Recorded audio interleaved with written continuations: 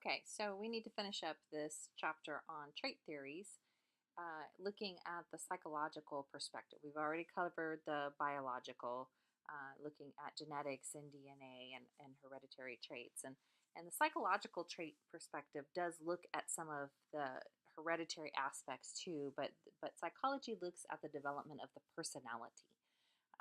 And the history is rooted with Sigmund Freud, which we didn't cover extensively in class, and I want to touch on a little bit more. Freud's era is from the late 1950s, um, and he really believed the personality was controlled by unconscious mental processes. So, who we are as individuals and how we move through the world and what our personality is really developed by things that we're not even aware of, things that are going on within us that we are completely unconscious about. And he divided the development of the personality into three aspects: the id, the ego, and the superego. And he really believed that these unconscious mental processes are what controlled or contributed to maladjustment. So if one of these areas wasn't developed properly, or we experienced trauma during the period of our time as a child when we were growing up, that we were going through that period when the id, the ego, or the superego was being developed, that maladjustment or that trauma that we experienced would impact our ability to develop a healthy personality, and we would end up developing a dysfunctional personality that would impact our choices and how we perceive the world, and could ultimately lead us into crime and deviant criminal behavior. Okay, so the id, the ego, and the superego are these three aspects, and we're born with the id. That is our gut. That is our core. That is the primal, instinctual nature that people are born with. Survival, pleasure, and the the self-centered narcissism that human beings are often um, associated with. So drives for primal things though, like food and sex and um, basic needs. So the id triggers the human to do all the things that feel good, regardless if they're wrong. So the id is all about what feels good, right? And so we're born with that, and then as our personalities develop and we move through time, our ego begins to develop. And the ego realizes that the id cannot have everything that the id wants in life.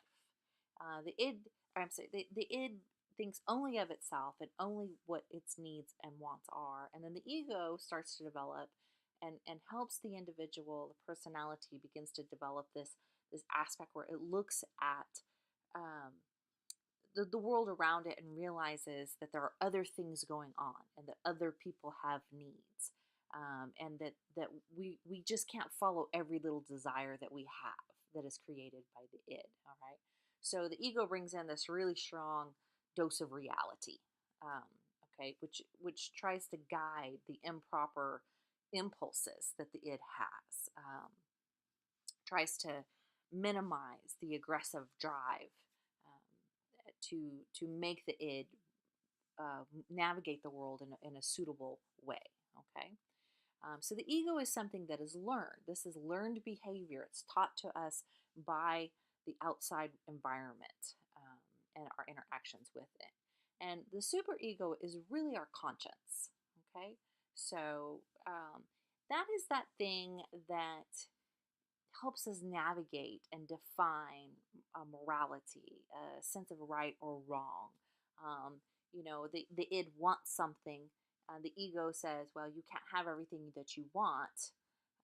That's not reasonable.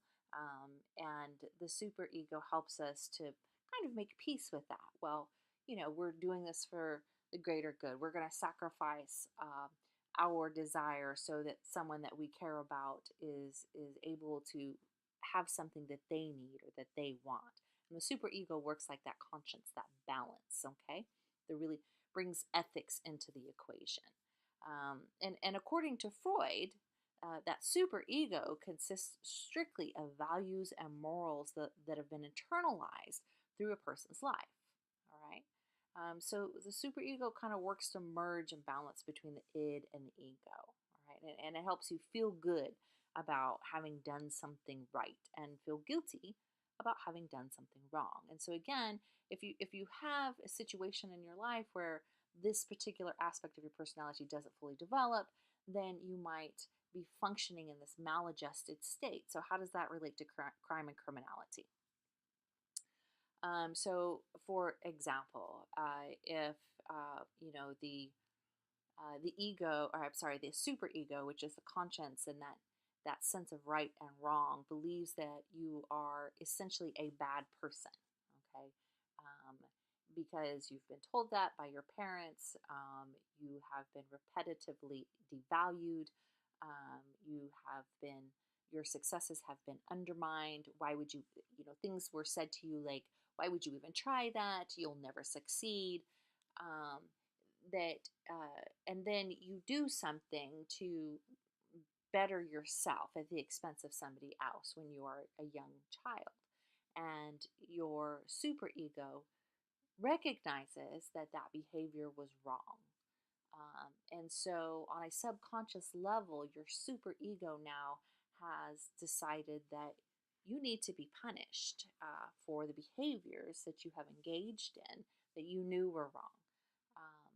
And you may unconsciously seek out self destructive behavior and situations to put yourself in a situation where you will receive the punishment that you subconsciously believe that you deserve. Okay. So, from a Freudian perspective, that's how an individual's personality brings them into crime.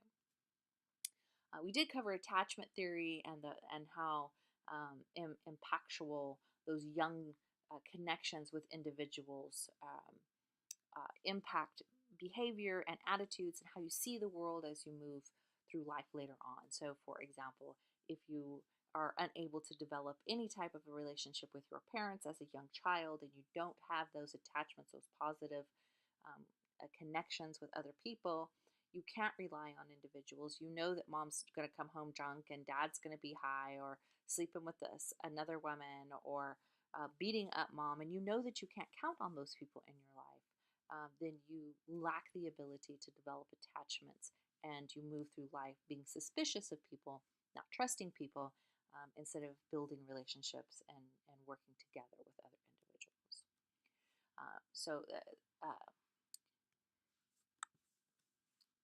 Another perspective in terms of psychological trait perspectives is the behavioral perspective. And you did some work on this with Bandura's social learning experiment. Uh, so the behavioral perspective, it suggests that people really alter their behavior based on the resources that they elicit from others. The responses that they elicit from others. So, for example, who you are as an individual is really formed um, based on you um, committing an act or saying something, engaging in an activity, and then measuring whether or not you should continue with that behavior based on the response you get from the people that are in your life. So, for example, a very young child just learning how to smoke, just learning how to walk. I'm sorry, just learning how to walk, picks up a pencil and puts it into their mouth and pretends to smoke because they see mom and dad smoking. And mom and dad either chastise the child and condemn the behavior and explain why it's wrong, or mom and dad laugh because here's this little kid with pretending to smoke. I have seen both in homes where people were raising children, and they send two very distinct types of messages. It either encourages the behavior, smoking is cool, or it discourages the behavior, smoking is not. You can apply this for many things. Fighting, as long as you win, it's okay. Don't come home beat up. Or you are encouraged to find alternative solutions to resolve problems. So behavioral theories really suggest that behavior is reinforced with rewards and extinguished by punishments. So this this theory, however, requires consistent responses to really train behavior. In terms of social learning theory, people learn to be aggressive through life experiences. This particular theoretical perspective suggests that personalities develop based on who an individual is exposed to growing up. That we pull pieces of our personality from the individuals around us. And if you think in terms of behavioral patterns that you have learned in your social engage environments, whether that was at home or with friends, we pick up behavioral patterns, speech patterns, jargon, expressions, styles. We pick those things up from the people around us that we find positive or that we like. Okay. Um, and many deviant behaviors are learned behaviors, and we'll actually look at this particular perspective a lot more in a later chapter. But in terms of developing who you are as a person, these things can be learned through social engagement and behavior modeling and its effects on violence. So, whether or not watching videos that are violent or TV shows that are violent, and that influence, whether or not it has a direct influence on a person becoming violent, I want to make it clear that there is no causal link between um, watching violence on television or in video games and violent behavior. So, a person that does not have a predisposition towards criminal activity, violent behavior, violent crime, can sit and watch video games and play video games. That will not change them into a violent person who will then go out and commit a violent crime. So there's no causal link there. But there is a link in terms of influence. Research is really conflicted about this, but uh, and in the past it was really believed that exposure to violent games and stuff would actually cause people to be violent, but that doesn't explain the demographic or the regional differences in crime rates. We're exposed to more violence today in the media than we ever have been, and violent crime rates are declining. Um, but there is an association, but it really looks at whether or not the individual had a predisposition towards that behavior in the first place. Okay, so moving on. Social learning, again, this is something we're really going to look at later, uh, um, but uh, having aggressive predispositions and learning how to either channel those into something positive, learning how to kickbox, learning Tai Chi, learning how to dance, learning how to play football, uh, or not having that skill set to channel that aggressive tendency into something positive can result in negative behaviors. And consistency of behavior with values is really an important aspect. In terms of cognitive therapy, the cognitive theory really looks at how people develop mental scripts. Okay, so it focuses on logical thought processes and the ability to determine the best possible outcome for yourself. So, harkening back to those concepts of classical um, criminology and rational choice theory. Cognitive theory looks at how the personality and the person and the thought processes in the brain, how they create a logical approach to all situations in your life. So, using that concept, if you have developed cognitive thought patterns, if you have developed problem solving skills, um, and information processing approaches that take you on a trajectory towards criminal activity and deviant behavior, then it stands to reason that those cognitive scripts can be rewritten, and you can change how somebody moves. And instead of going down an antisocial pathway, on a destructive pathway, you can then help them recreate a new pathway to follow with a new cognitive approach. Um, so, how people perceive and mentally represent the world around them and solve problems is what cognitive theory is all about. So, perception is really important. When someone, I think I've used this example in class, when someone is quiet, do you assume that that person is just shy and doesn't know how to engage in conversation? Or do you assume that that person is stuck up and unwilling to participate in conversation? So your perception of the situation will dictate how you move forward with that person. And so cognitive therapy proactively, intentionally makes us aware of how we analyze the world around us. Okay. And so, is the world a place where no matter how hard you try, you're going to fail because the odds are stacked against you, and society is structured in such a way to undermine your success at every corner? Or do you believe that if you work hard enough, if you try hard enough, and you just keep pushing forward, that eventually you will succeed? And how you look at the world and how you perceive the world, and your presence in it um, really contributes to how you move through the world. So, mental scripts are really important. This is self talk. Um, who do you see yourself as when you speak to yourself in your mind? And we all do. I'm not talking about crazy talk. I'm talking about how you pump yourself up before a game, how you talk to yourself when you're trying to write a paper and nothing's coming, and it's all falling apart, and you don't know what to do, and you don't know what to write, and you're afraid you're going to fail the test. Are you condemning yourself? Are you saying, yeah, this is going to be a tough break for you, but you'll recover, you'll be all right, you'll figure it out, or are you saying, you dummy, you're just stupid, you'll never figure this out? How you talk to yourself is really important. Your personal worth and your personal value.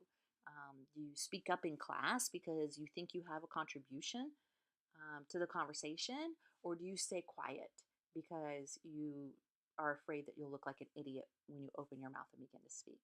And so, cognitive theories really look at how those things develop who we are as individuals and kind of create where we go in the world. And cognitive behavioral therapy is incredibly um, saturated in the criminal justice field today. Right? It's definitely best practices approach. So in terms of personality and crime, we talked about Freud and the early ends uh, of looking at personality and how that shapes crime and criminality. But Hans Eisnick is a more current viewpoint of personality and crime. So, personality is, reasonably stable patterns of behavior that distinguish one person from another. So their individuality, their they're unique. Personalities may be similar, but there's always something about you, and no matter how similar you are to another person, there's always something that separates you in terms of your personality. Um, so Hans Eisnick um, looked at antisocial behavior and criminal activity, and his theory is um, he really based his theory on psychological concepts of conditioning. So he thought that the personality was rooted in biology and then conditioned by the responses received around it in the environment. So Freud's theory was really based on conscious. Um, Hans Eisnick's theory is based in biology. So we have these basic traits, and then based on those basic traits that we have, how the world responds to us determines whether or not we will end up in criminal offending patterns. Okay, and um, so extreme extroverts or introverts are really at risk for antisocial behavior um, because they're genetically predestined to have poor reactions from the environment. When you are an extremist, people don't know how to take you. And so their behavior and their responses or reactions to you oftentimes are derogatory, devaluing, ostracizing,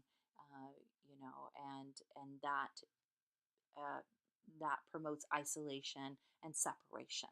Okay, and so Eitznick looked at he called it the PEN model, PEN model, and it was psychotism, extroversion, and neuroticism. So he believed those were really the three dimensions to your personality.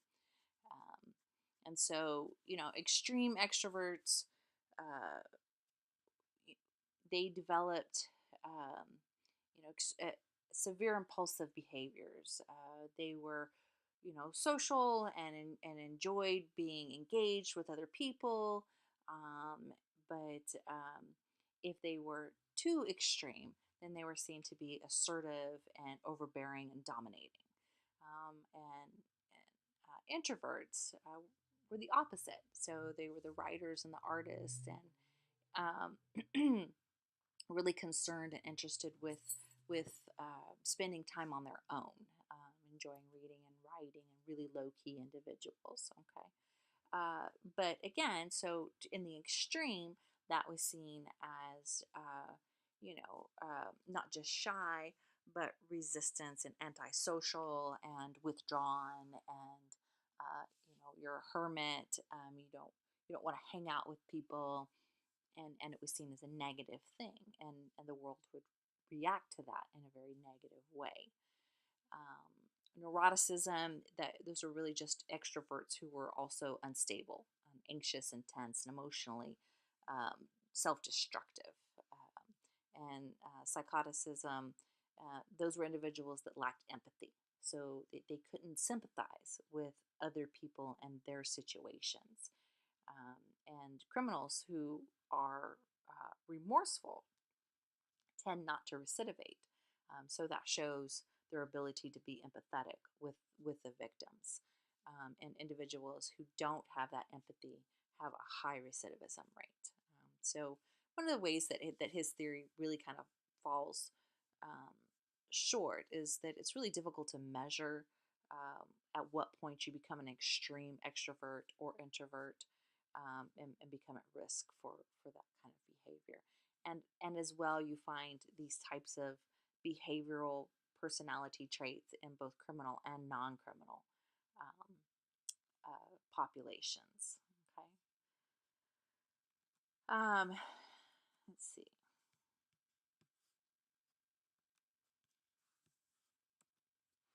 So the next thing I want to talk about is intelligence and criminality. Um, and so there's an age-old argument between nature versus nurture. Does your genetics determine who you are, or does the environment determine who you are? And in terms of intelligence and crime, and there's a long-standing attempt to connect intelligence and criminality. And generally, the association is that criminals are of a lower intelligence than the general population. And there are some arguments against the use of IQ tests in terms of, of how they are biased. But first, let's talk about the nature versus nurture controversy. So, nature versus nurture theory looks at whether or not IQ is genetic or is largely a product of the environment. So, nature suggests that intelligence is largely determined by um, is largely determined by genetics, and low intelligence is really linked to criminality. Nurture theory suggests that that's not true, that low IQ does not cause crime, but maybe there may be a result from the same environmental factors. So there may be a connect there, but it's not genetic. It's because of the environment in which a person is raised, which results in a low IQ, as well as exposure to criminal subcultures and ideologies at the same time. So this IQ and crime link controversy has been going on for a really long time, and it's really been brought back to the forefront through Travis Hershey and Michael Hindelang, who suggested that there really is a link between intelligence and crime. All right. Low IQ in youth cause poor performance in school, and school failure is highly related to delinquency and adult criminality. So those were the findings of Hershey and Hindelang in their research. Um, and this was done in the 1980s, and there is definitely a link between low education levels and criminality. Okay, so James Q. Wilson and Richard Herrnstein wrote a book, Crime and Human Nature, all right, which supported Hershey and Hindelang's findings. It's an extremely controversial book, based in some of the methodology that they used. But they found support for this premise that low intelligence leads to poor school performance, which enhances the chances of criminality. Um, but one of the things that this does teach us, and something that we can take away from it, is that intelligence can work as a protective factor for offending.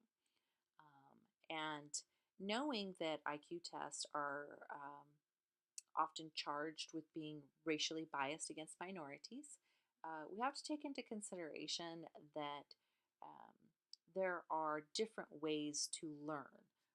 There are different ways to progress intellectually.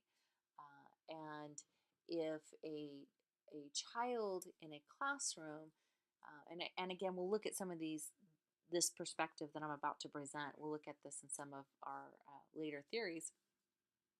But if a child in a classroom is having difficulty learning, the instructor, having so many other students to focus on, may not take the time to find an alternative way for that one student to learn when the other 40 students are catching on with the,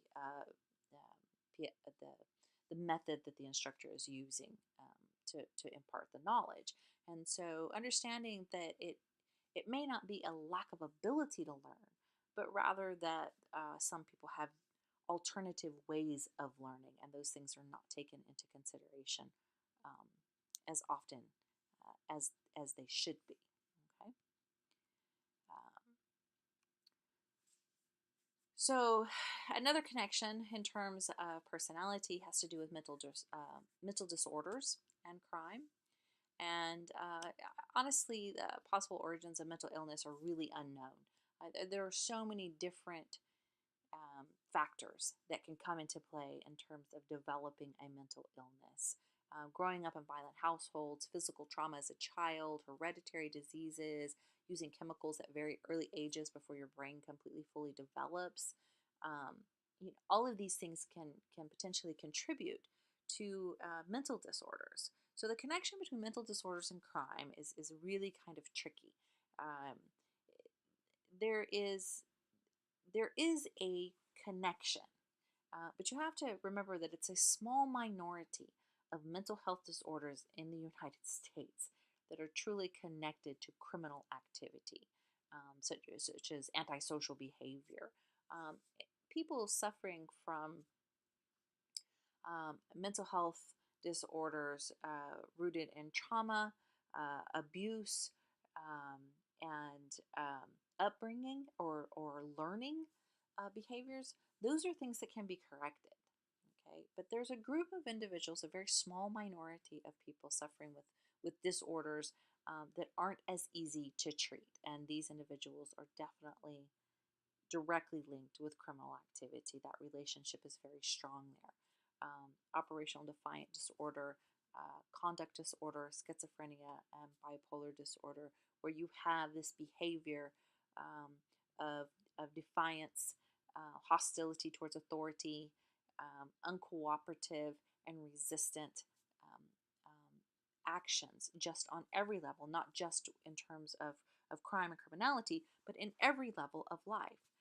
That obviously kind of sets the bar for individuals suffering from these types of mental disorders to take a pathway that leads them into criminal activity. Um, but you have to ask the question. I mean, are the criminals? It is true. Criminals are disproportionately more likely to have mental health disorders compared to general population. But that chicken or the egg question has to come into play here in terms of what caused the mental disorder in the first place. And whether or not that is the criminal behavior, like the mental disorder, is a result of something else altogether different.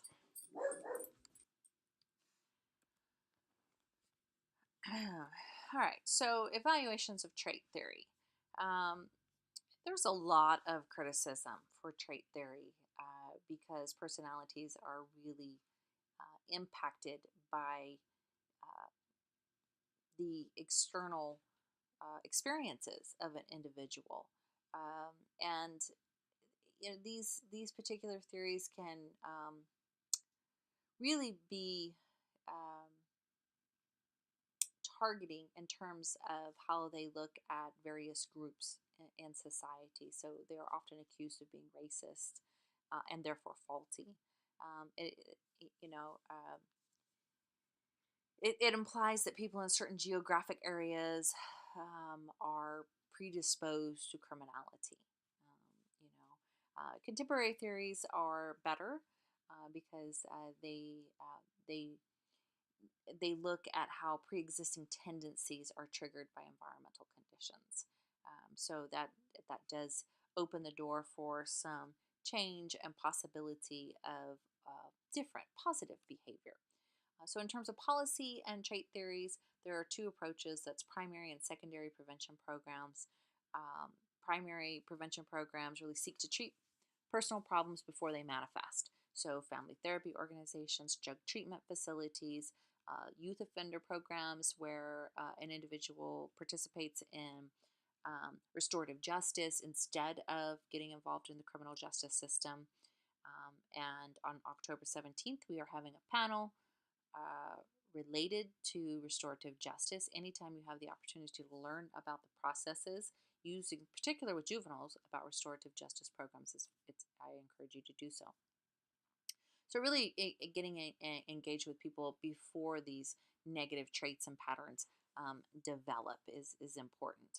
But secondary prevention programs are also very beneficial. So these provide treatment to youth and adults after they have violated the law. So this is one of the areas where cognitive behavioral therapy comes into play. Again, this is a widely used approach across the United States today, in particular with folks with mental health issues that are coming back into the community or criminal behavioral patterns and helping them reframe the way they look at things. So the therapy is based on a connection between thoughts, attitudes, and beliefs. So cognitive behavioral therapy is based on a connection between thoughts, attitudes, and beliefs. And so your thoughts, how you think about things, are really a result of your experiences. Um, you view the world the way that you do based in what you have personally experienced. And your behavior is influenced by those thoughts. What you choose to do next is influenced by how you perceive the world around you, and how you perceive the world around you is based in your past. So your past shapes your present, and your present shapes your future.